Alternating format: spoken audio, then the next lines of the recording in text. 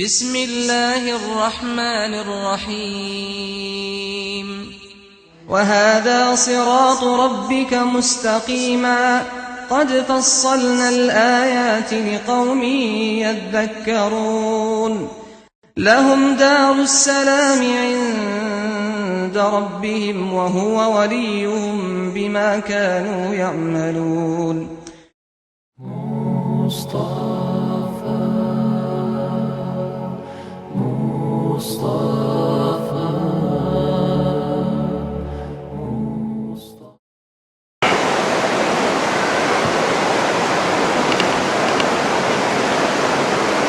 بسم الله الرحمن الرحيم. السلام عليكم ورحمة الله وبركاته.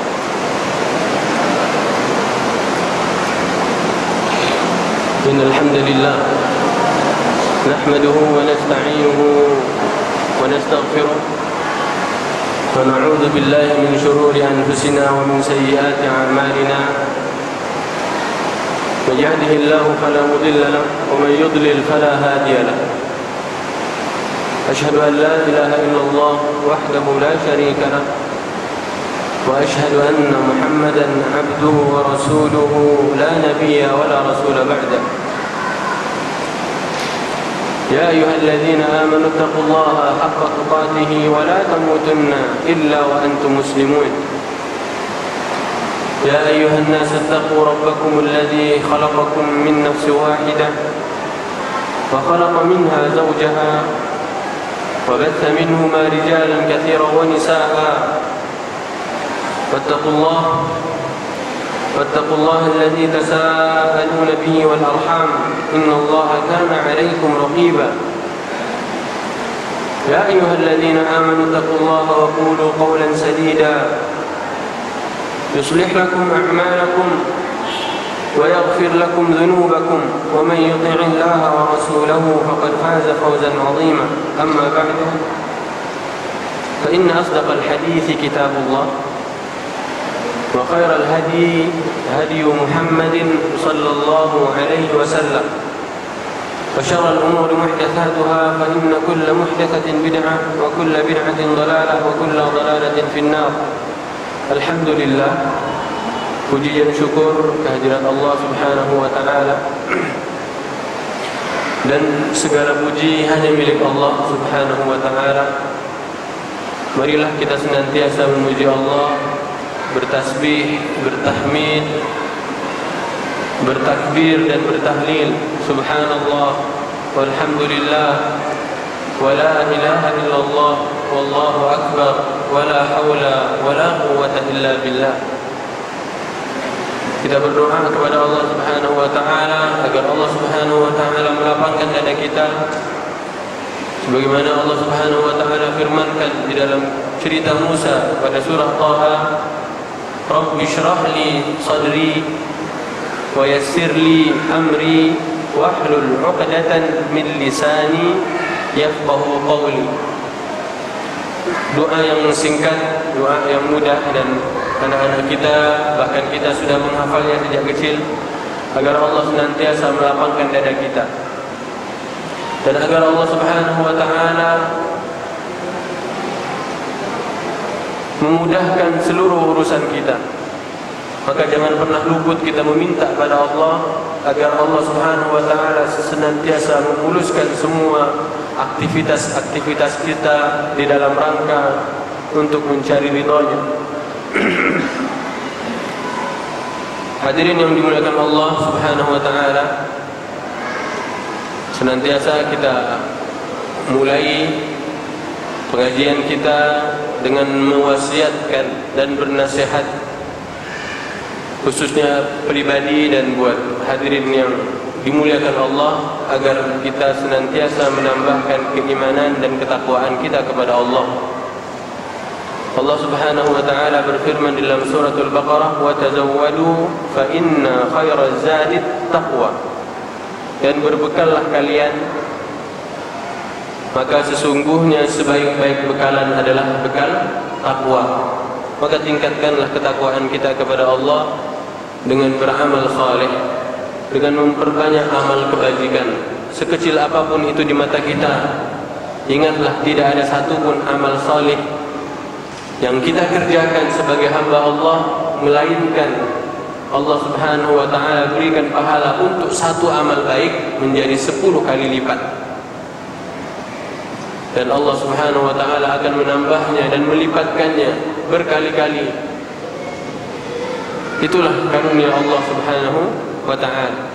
InsyaAllah di malam hari ini kita akan sedikit berbicara tentang Suratul Kahfi. Dan kita akan berbicara tentang, pada bulan yang lalu kita telah bercerita tentang bagaimana hubungan kita dengan Al-Quran, iman dan Al-Quran. Kita ingin mencari keimanan itu yang merupakan nikmat Allah yang tersembunyi. Wa asbagha 'alaikum ni'amahu zahiratan wa batinah. Kita ingin mencari nikmat Allah yang tersembunyi. Nikmat Allah yang tampak sudah kita cari. Kita dapat mobil, kita bisa beli rumah, itu nikmat yang tampak. Kita bisa makan, itu nikmat yang tampak. Nikmat tersembunyi adalah keimanan, dan kita cari itu dan kita masukkan ke dalam hati-hati kita. Dan insyaallah malam hari ini kita akan bercerita tentang beberapa fitnah yang mungkin dan senantiasa akan dihadapi oleh umat manusia selama mereka masih berada di dunia. Kita perhatikan surah Al-Kahfi. Suratul Kahfi adalah surah ke-18. Kahfun artinya gua. Ya, dalam bahasa Arab ada namanya gharun. Gharun juga artinya gua. Gua Hira yang ada di Makkah itu menggunakan kata-kata gharu Hira, gua Hira. Dan di dalam surah ke-18 ini Allah menggunakan kata kahfun, suratul kahfi, surah gua juga. Apa perbedaan antara ghar dengan kahf? Gharun adalah gua yang pintunya cuma satu-satunya, ada di permukaan, ada di depan. Dan perut gua hanya kecil, seperti gua Hira hanya bisa dimasuki oleh 5 atau 6 orang. Ataupun mungkin dempet-dempet 12 orang. Itu gua Hira. Ada mulut gua tapi kecil. Kalau ketutupan sesuatu nggak bisa keluar. Sementara kahfun, suratul kahfi artinya gua-gua yang seperti apa? Seperti yang ada kebanyakan di negeri ini. Biasa anak-anak santri-santri pencinta alam masuk ke dalam gua yang pintu mulut guanya itu besar. Di dalamnya mungkin bisa menemukan sungai, ada hewan-hewan yang bisa memangsa manusia, ada macam-macam isinya. Dan itulah gua yang menurut Al-Quran apa? Al-Kahf. Ya. Dan mulut gua kahfun itu tidak hanya satu. Mungkin kita bisa akan menemukan jalan keluar lewat pintu lain. Dan Allah Subhanahu wa ta'ala tidak salah memberikan nama surah ini sebagai suratul kahfi. Allah justru ingin mengajarkan kepada kita. Makanya para ulama setelah mereka mentadabbur isi dari suratul kahfi, mengumpamakan kahfun yang gua itu adalah dunia. Siapa saja yang sudah masuk ke dalam gua, dia tidak akan bisa keluar kecuali dia merasakan apa isi gua itu. Maka kita umpama masuk ke dalam gua dan kita akan menemukan banyak fitnah yang mau tidak mau harus kita lewati. Itulah dunia. Bagaimana cara menghadapinya? Makanya ada sunnah Rasulullah sallallahu alaihi wasallam kita membaca suratul kahfi setiap malam Jumat agar supaya kita mentadabbur isi-isinya. Apa saja sih isi Al-Kahfi itu? Ternyata para ulama sudah menemukan banyak sekali problem-problem atau fitnah-fitnah dan solusi mengatasi fitnah ketika kita berada di dunia. Fitnah yang pertama yang dikemukakan oleh para ulama adalah fitnah masyarakat jahiliyah, fitnah al-mujtama al-kafir. Lingkungan kita mungkin banyak yang belum paham din. Sebagai contoh Rasulullah sallallahu alaihi wasallam, sebelum beliau diutus, Jazirah Arab itu penuh dengan apa? Orang-orang yang menyembah berhala. Dan di sekitar Ka'bah ada 360 patung. Nabi melihatnya aja nggak senang, nggak betah Nabi berlama-lama bersama orang-orang Arab jahiliyah ketika itu. Ya. Fitnah mujtama'ul kafir yang mungkin sekarang kita rasakan, banyaknya orang Islam di sekitar kita, hanya saja mereka belum mengerti apa Islam sebenarnya. Banyaknya masjid yang didirikan tetapi penghuninya, orang-orang yang memakmurkannya belum maksimal. Maka Allah Subhanahu wa taala bercerita tentang siapa? Ashabul Kahfi. Ashabul Kahfi adalah anak-anak muda yang menyelamatkan iman mereka lantaran apa? Lantaran mereka harus pergi dari kota ataupun dari sebuah negeri yang pemimpinnya dan masyarakatnya kafir, zalim, dan mereka tidak mungkin bisa beribadah kepada Allah kecuali mereka harus pergi meninggalkan kampung mereka. Dan ternyata setelah mereka masuk ke dalam gua, apa doanya? A'udzubillahi minasyaitonirrajim. Rabbana atina min ladunka rahmah. Ini doanya anak muda di dalam gua yang menyelamatkan akidah mereka. Pada ayat ke-10 Allah Subhanahu wa taala berfirman, "Idz awal fityatu ilal kahfi faqalu Rabbana atina min ladunka rahmatan wa hayyi' lana min amrina rasyada." Apa artinya? Wahai Tuhan kami, tetapkanlah hati kami dalam Islam. Ini permohonan mereka di mana? Di dalam gua. Tetapkanlah hati kami di dalam Islam dan berikanlah jalan keluar kepada kami dalam menyelesaikan urusan-urusan kami. Mereka bisa mendapatkan ketenangan ketika berada di dalam gua. Subhanallah, kita mungkin di dalam rumah nggak bisa tenang. Ini sudah dikejar-kejar sama pemerintah yang zalim, sudah menghindarkan diri mereka dari masyarakat yang belum mengerti tentang din, dan mereka menemukan ketenangan itu setelah mereka bisa masuk ke dalam gua.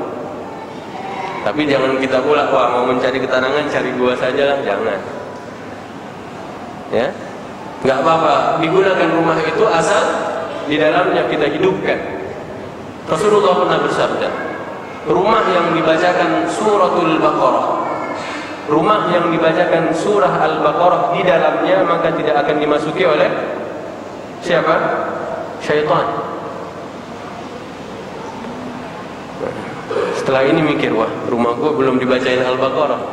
Nanti pertanyaannya, Pak Ustadz boleh enggak? Saya tuh belum bisa ngaji, disetel ngaji aja boleh enggak? Boleh jawabannya.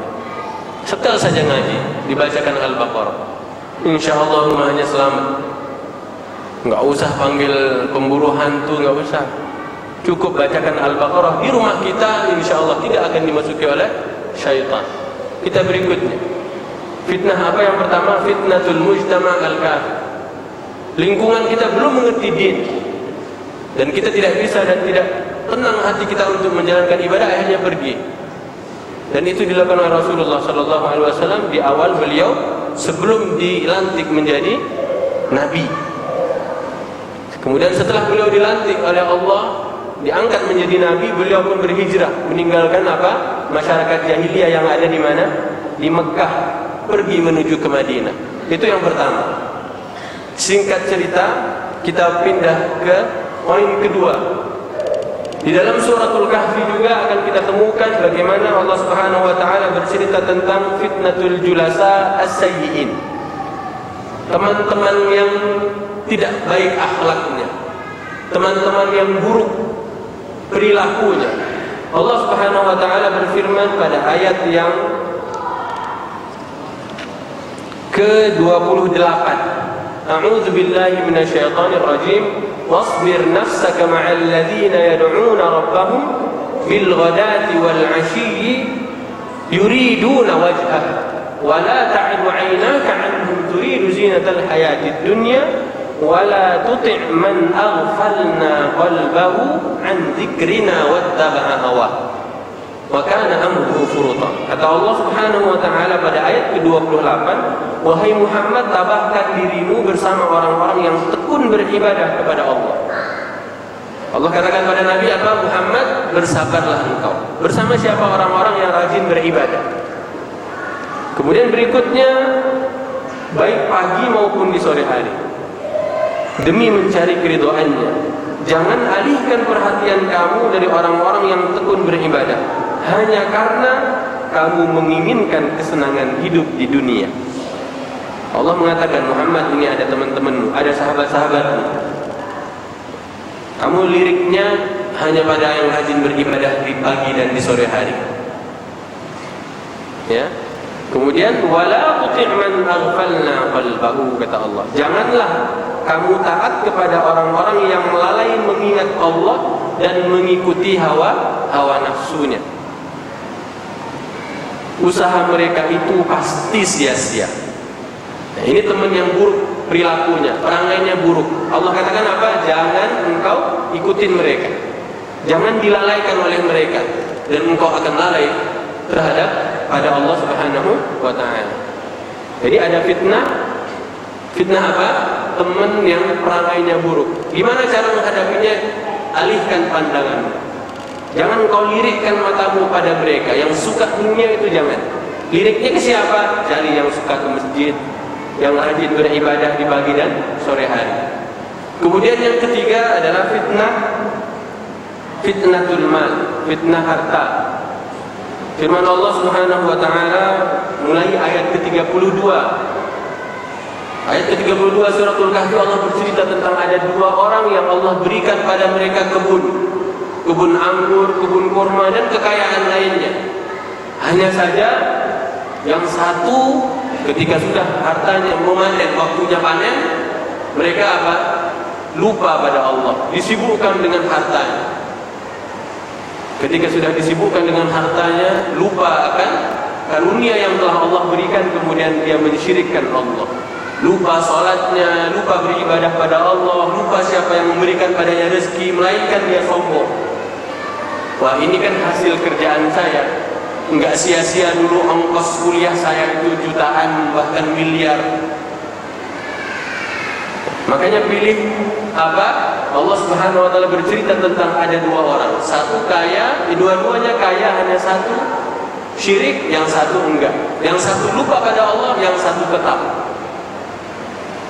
Kita pilih yang mana? Tentunya kita pilih hamba yang diberikan oleh Allah harta dan tidak lupa tentang siapa yang memberikan harta itu.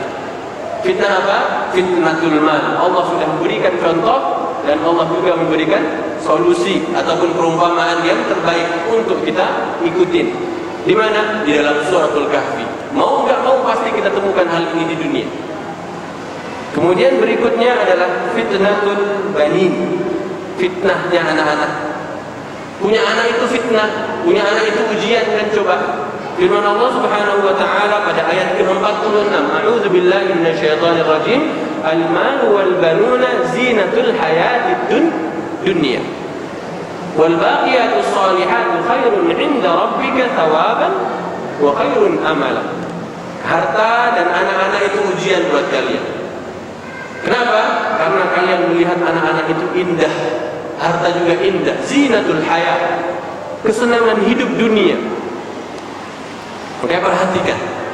Dan Allah ingatkan wal baqiyatus shalihat. Allah berikan contoh problem yang kita hadapi dan Allah berikan solusi. Wal baqiyatus shalihat.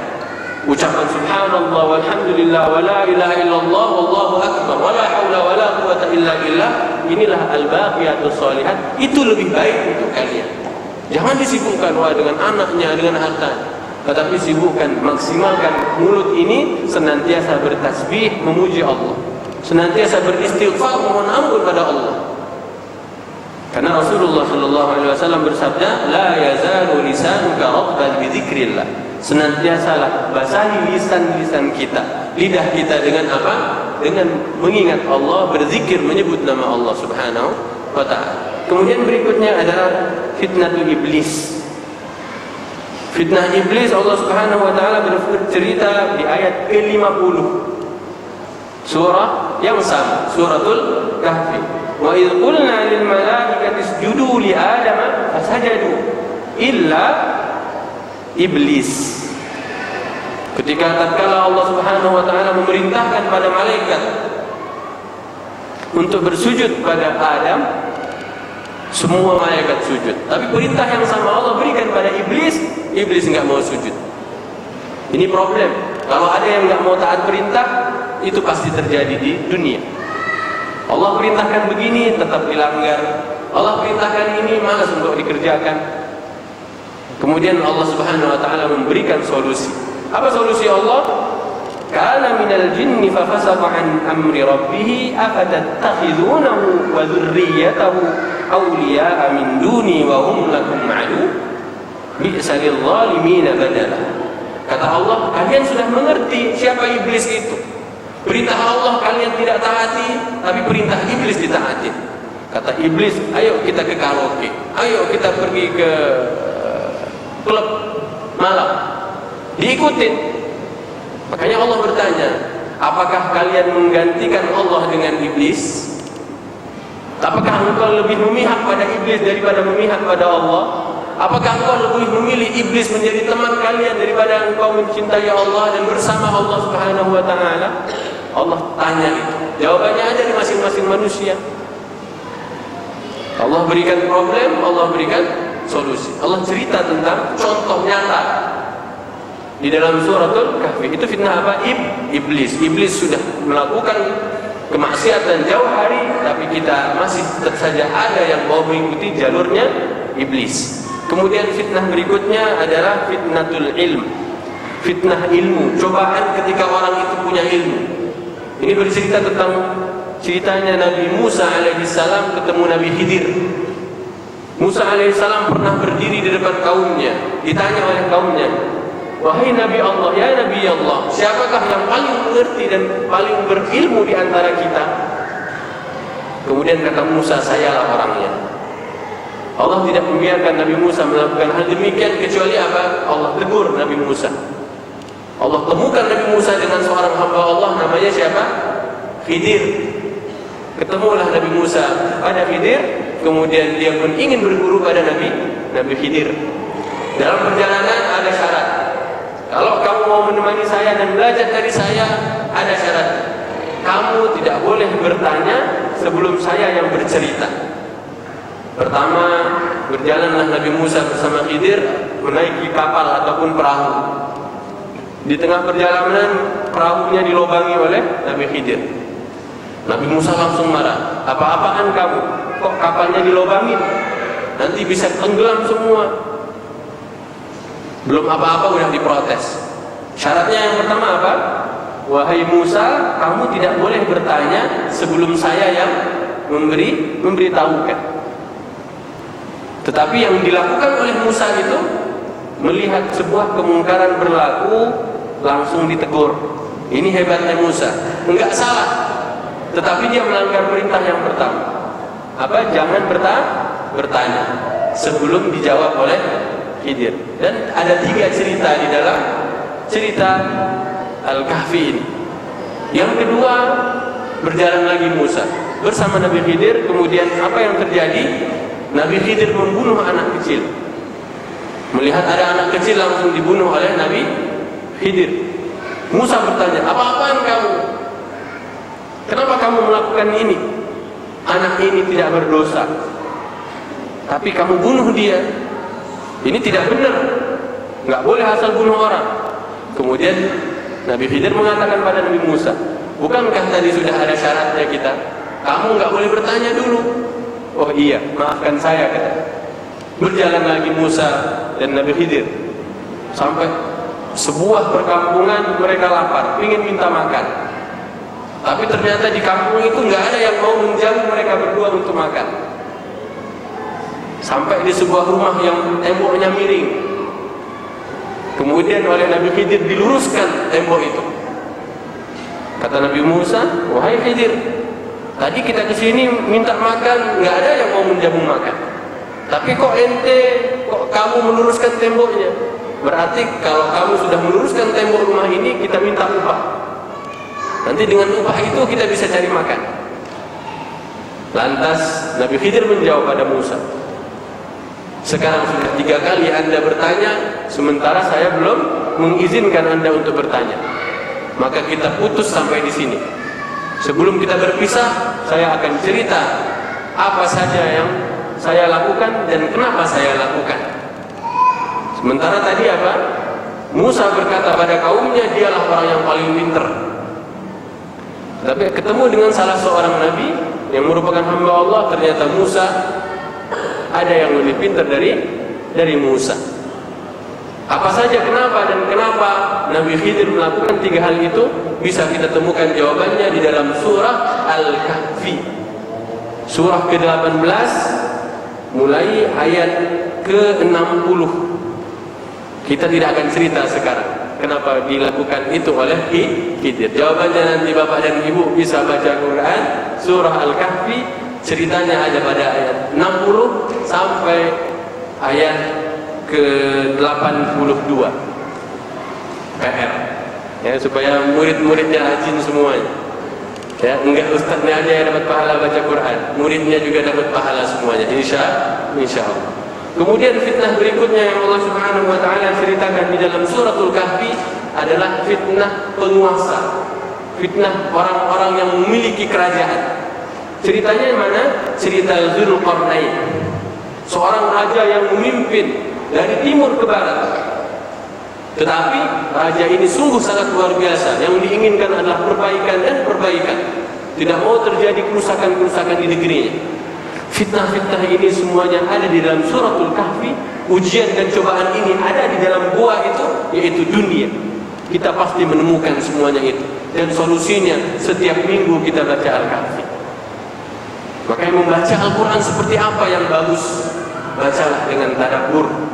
Allah berfirman di dalam surah Muhammad, afala yatadabbaruna al-Quran am ala qulubin aqfaluha?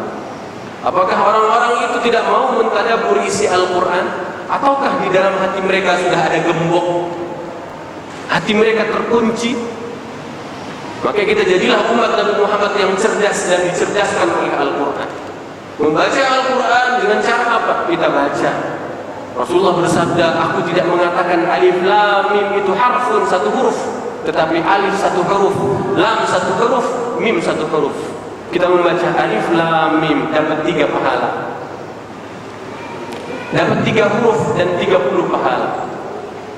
Subhanallah, membaca alif lam mim mendapat 30 pahala. Iya, janjinya Rasulullah sallallahu alaihi wasallam. Setelah kita membaca dapat pahala, mulai kita tadabbur, baca terjemahnya, baca tafsirnya. Kemudian kita duduk bersama Al-Quran, memikirkan apa yang Allah inginkan dari suratul Kahfi. Kenapa Nabi Muhammad SAW menganjurkan kepada umatnya untuk membacanya setiap minggu? Supaya apa? Salah satunya supaya kita mengetahui, mengatasi problem-problem di dunia. Kalau tadi kita menghadapi masalah harta, sudah Allah berikan solusinya. Jika yang kita hadapi lingkungannya yang enggak beres, sudah Allah berikan solusinya. Jika kita punya teman yang tidak baik perilakunya, Allah pun sudah memberikan solusinya. Setiap minggu kita ulang suratul Kahfi. Tetapi asal bacanya dengan tadabbur, diperdalam, sampai insya Allah semakin takut kita kepada Allah, semakin meningkat ketakwaan kita kepada Allah, menjadilah kita mukmin, orang-orang yang disayang oleh Allah Subhanahu wa ta'ala. Kemudian kita buka surah Al-Hadid, surah ke-57. Allah Subhanahu wa ta'ala berfirman pada ayat ke-16, a'udzu billahi minasyaitonir rajim. Ya, surah ke-57 ayat 16. Sebelumnya kita pengen memberikan sebuah nasihat. Biasanya kalau kita ngaji enggak ada yang catat, enggak ada yang bawa Al-Quran, itu pulang dari sini hilang. Kecuali ingatnya yang lucu, ada cerita lucu di ujung ceramah, itu biasanya diingat. Ya, jadi mulai sekarang mungkin kita membiasakan diri kita di dalam pengajian itu bawa apa? Bawa catatan dan bawa Al-Quran. Kalau enggak Quran, tafsirnya yang berbahasa Indonesia.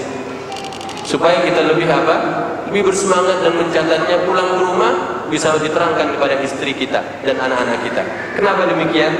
Karena kita khawatir, sangat khawatir ketika Allah Subhanahu wa taala berfirman di dalam suratul Fatihah, ada dua golongan. Allah katakan apa? Ghairil maghdubi alaihim waladhdallin. Ada orang-orang yang dimurkai oleh Allah. Siapa mereka? Orang Yahudi. Kemudian ada orang-orang yang dhalin, orang-orang yang sesat. Siapa mereka? Orang Nasrani. Orang Yahudi, Allah berikan Taurat pada mereka lewat Nabi Musa. Tetapi setelah Nabi Musa meninggal dunia, mereka otak-atik Taurat.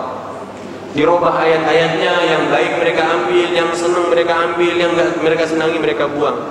Mereka hapus yang enggak penting. Akhirnya mereka mengakui apa? Ini buku tulisan kami. Itu perilaku siapa? Orang Yahudi. Kitab Taurat dari Allah, tetapi mereka mengakui dari mereka sendiri. Sok hebat, padahal dari Allah. Sementara orang-orang Nasrani, Allah Subhanahu wa taala katakan mereka itu sesat lantaran mereka hanya mengikuti apa kata pendeta, apa kata rahib-rahibnya. Ya. Kata rahibnya atau pendetanya, ini halal, mereka katakan halal. Ini haram, mereka katakan haram. Ini perilaku orang Nasrani. Maka Allah katakan apa? Mereka sesat. Hanya ngikutin saja apa kata pendeta. Kemudian orang Islam di zaman kita, ya kita saat ini, mungkin kita nggak berani mengutak-atik Al-Quran, tapi ada yang di luar sana berani mengutak-atik Al-Quran. Itu meniru sikapnya siapa? Orang Yahudi. Kalau melihat orang-orang Kristen, na'udzubillah min dzalik, masuk ke gereja itu nggak bawa catatan, apalagi ada sesi tanya jawab, nggak ada. Melainkan apa kata pendetanya semuanya dibenarkan. Wah iya ya, iya. Nggak ada sesi tanya jawab, nggak ada waktu protes, dan semua kata pendeta halal ya halal, haram ya haram. Orang Islam jangan seperti Yahudi, jangan seperti Nasrani. Kalau ada yang salah, kita katakan salah. Pak Ustadz, instruksi Ustadz, ini keliru Ustadz ayatnya, yang benar ayatnya seperti ini, silahkan. Makanya jadi umat Islam yang hebat, jangan niru-niru orang kafir. Na'udzubillah. Masuk pengajian, yang geng-geng, pulang rumah lupa. Tapi kita pengen apa? Masing-masing sudah dapat ilmu, pulang dicatat, disebarkan. Ada yang punya BlackBerry disebarkan, yang punya email disebarkan. Kata siapa? Kata Allah. Surah apa? Surat Al-Kahfi. Subhanallah. Bukan kata Pak Ustadz. Kata siapa? Kata Nabi Sallallahu Alaihi Wasallam. Jadi menjadi umat Islam orang-orang yang hebat semua. Makanya sahabat Nabi Sallallahu Alaihi Wasallam semua menjadi hebat karena apa? Mereka punya Quran. Kalau sahabat Nabi hafalannya kuat semua. Kalau hafalan kita, wallahu a'lam. Ya, ini sebuah nasihat. Kita lanjut. Firman Allah di dalam surah Al-Hadid pada ayat ke-16, Allah bertanya, yang artinya, wahai Muhammad, apakah belum datang saatnya bagi orang-orang beriman hati mereka menjadi tenang karena mengingat Allah dan mematuhi Al-Quran. Dengan kita senantiasa berzikir mengingat Allah, dengan adanya Al-Quran hati kita tenang. Inilah saatnya. Ya, belum terlambat kita untuk mendapatkan ketenangan itu. Ya, Allah sudah mengutus Nabi, Allah sudah menyelesaikan wahyu. Ya, Allah telah sempurnakan Islam, maka kita ambil semuanya itu. Dan Allah Subhanahu wa taala pun berfirman pada ayat yang ke-13 surah yang sama, Allah berkata, Allah berfirman, tatkala orang-orang munafik laki-lakinya dan perempuannya kepada orang-orang yang beriman. Nanti kelak di akhirat orang-orang munafik lakinya dan perempuannya mengatakan pada orang-orang beriman, unzuruna naqtabis min nurikum. Ulama menafsirkan arti unzuruna ada dua. Yang pertama, tunggu kami. Yang kedua, lihatlah kepada kami. Unzuruna yang pertama dari kata-kata intadhar. Kata orang munafik, tunggu kami wahai orang beriman, tunggu kami. Dalam riwayat yang lain, penafsiran yang lain, wahai orang-orang yang beriman, lihatlah kami. Kenapa? Naqtabis min nurikum. Bagi-bagi dong cahayanya. Karena orang-orang beriman itu semua di hari kiamat bercahaya. Makanya kata Rasulullah sallallahu alaihi wasallam, barang siapa yang menyempurnakan wudunya, isbahul wudu, menyempurnakan wudunya, semuanya mengenai anggota wudunya, maka semua yang terkena air wudu itu bercahaya. Bercahaya. Subhanallah. Jangan kita asal-asalan aja wudu. Cuci kaki pakai keran itu langsung aja gitu. Ingat, wudu yang benar semuanya bercahaya ketika di hari kiamat. Orang munafik nggak dapat. Tapi siapa orang-orang yang beriman? Siapa antum semuanya? Allahumma amin. Ya.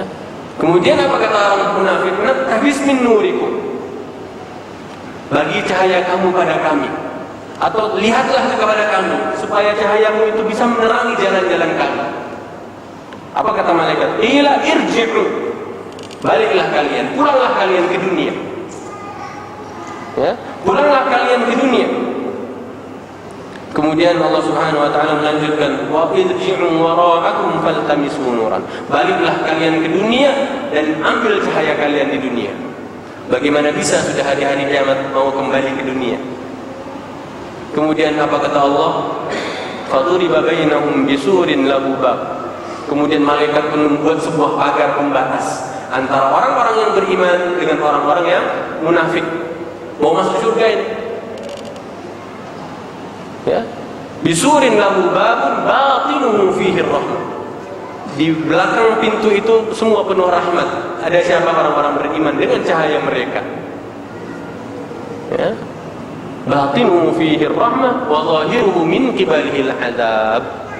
Dan di sebaliknya, di balik pintu itu ada orang-orang munafik semua yang merasa tersiksa karena enggak punya cahaya yang bisa menerangi jalannya. Kemudian Allah berfirman di dalam surah At-Tahrim surah ke-66. Allah katakan apa? Berdoanya orang-orang beriman, Rabbana atmim lana nurana waghfir lana innaka ala kulli syai'in qadir. Ayat ini menafsirkan suratul Hadid. Ya Allah, sempurnakan untuk kami cahaya itu. Sempurnakan cahaya itu ya Allah. Niscaya apa? Yang kita harapkan adalah ampunan Allah Subhanahu wa ta'ala. Bagaimana? Allah berfirman di akhir suratul Kahfi yang tadi kita bahas, faman kana yarju liqa'a rabbih falyamal 'amalan shalihan. Pada ayat 110 surah Al-Kahfi. Barang siapa yang ingin bertemu Allah, maka beramal soleh. Wala yusyrik bi'ibadati rabbih ahada. Jangan sampai kita mensekutukan Allah. Jangan kita menduakan Allah. Allah enggak suka. Tapi perbanyak amal soleh. Lakukanlah kebajikan. Minimal senyum pada saudaramu. Minimal senyum pada saudara. Rasulullah bersabda dalam sebuah hadis yang anak-anak kita insyaAllah sudah banyak mendengarnya di kelas mereka. Rasulullah bersabda, ala adullukum ala syai'in idza fa'altumuhu tahabbtum. Maukah kalian aku kabarkan ada satu amalan, jikalau kalian melakukan amal itu kalian akan saling mencintai? Afshus salama bainakum. Tebarkanlah salam di antara kita. Tebar pesona pada saudaramu itu. Ketemu assalamualaikum, sudah salam, dapat pahala. Memberikan senyuman pun dapat pahala. Hilangkan semua organisasi apapun bentuknya yang menghalang kita dari memberikan salam. Oh, ente dari partai fulan, enggak mau saya salaman. Ente musuh saya. Oh, ente dari organisasi ini, ente bukan teman saya. Hilangkan. Karena kita semuanya adalah orang Islam. Maka yang ingin kami tekankan adalah cerita tadi di hari kiamat. Ada cahaya dimiliki oleh orang-orang beriman. Cahaya itu bagaimana kita dapatkan? Kita bisa mendapatkannya di dunia. Kumpulkan cahaya itu. Nanti kelak di akhirat kita memiliki cahaya sesungguhnya. Tampak dengan kasat mata kita. Sementara orang-orang munafik, pergilah engkau pulang ke dunia, cari lagi di dunia. Tetapi tidak ada yang bisa kembali ke dunia. Sementara dunia ketika itu sudah hancur, tidak ada yang tersisa. Carilah cahaya itu, wahai saudara-saudaraku. dengan beramal salih, memperbanyak amal salih. Nanti malam kita mau tidur, mungkin sudah capek tadi bekerja, karena ingat, ya Allah, aku pengen cahaya itu ya Allah, aku pengen cahaya itu ya Allah, agar Engkau sempurnakan cahaya itu untukku ya Allah. Akhirnya dengan mungkin ada yang berat, ada yang malas, tapi dihilangkan rasa berat dan malas itu. Pergilah kita berwudu, kemudian kita sholat 2 rakaat sebelum tidur. Kalau bisa ajak istri, ya Allah, aku lebih mendulukan cintaku untukmu ya Allah, aku sholat 2 rakaat. Kelak nanti malam kalaupun aku tak bangun, semoga Engkau sempurnakan cahayamu untukku ya Allah. Indahnya mungkin amalan malam kita, tutuplah amalan malam kita itu dengan sholat minimal 2 rakaat. Mungkin demikian jemaah yang dimuliakan oleh Allah Subhanahu wa taala. Sekali lagi nasihat kami, coba kita usahakan setiap pengajian kita punya Al-Qur'an atau tafsirnya. Supaya apa? Kita bisa mencatat, enggak seperti meniru ataupun tanpa kita sadar sama dengan orang-orang Kristen yang pergi ke gereja. Semua kata ustadznya pasti benar. Kok ustadz ya? Semua kata pendeta benar semua. Enggak. Tapi kita sebagai orang Islam harus cerdas dengan Al-Qur'an. Ada yang bertanya, oh ini firmannya. Ada yang bertanya, oh ini sabda nabinya. Bukan kata Pak Ustadz lagi, bukan kata Pak Kiai, tetapi ma qala Allah wa ma qala Rasul. Apa kata Allah dan apa kata Rasulullah sallallahu alaihi wasallam. Kita akhiri pengajian kita di malam hari ini dengan nasihat supaya kita tidak malas berdoa, tidak pelit mendoakan saudara-saudara kita dimanapun mereka berada. Allahumma ansuril Islam wal muslimin wa ahlikil kafaratal musyrikin wa dammir a'da'ad din wa ansur juyushal muwahhidin wa man nasara din. Ya Allah, bantulah semua para mujahid yang sedang berjihad di bumi Syam, di Suria, di Arakan, di Rohingya dan di manapun belahan bumi ini. Ya Allah, berilah kemenangan untuk mereka dan berilah kemenangan untuk seluruh kaum muslimin yang ada di dunia ini ya Allah. Ya Allah, ampunilah dosa kaum muslimin dan muslimat, mukminin dan mukminat yang masih hidup ataupun yang telah meninggal dunia. Ya Allah, jadikanlah kami orang-orang yang salih, hamba-hambamu yang salih. Jadikanlah orang tua kami orang tua yang salih. Jadikanlah anak dan istri kami orang-orang yang salih. Jadikanlah kami panutan untuk orang-orang yang bertakwa ya Allah. Ya Allah, Rabbana zalamna anfusana, kami telah menzalimi diri kami ya Allah. Jikalau bukan ampunan dan rahmat-Mu ya Allah, niscaya kami termasuk orang-orang yang merugi. Ya Allah, anugerahkanlah untuk kami kebaikan di dunia dan kebaikan di akhirat. Ya Allah, hindarkanlah kami, selamatkan kami dari azab siksa api neraka. Allahumma taqabbal minna innaka antas samiul alim wa tub alaina innaka antat tawwabur rahim. Subhanakallahumma wa bihamdika asyhadu an la ilaha illa anta astaghfiruka wa atubu ilaik. Wa billahi taufiq wal hidayah. Wassalamu alaikum warahmatullahi wabarakatuh.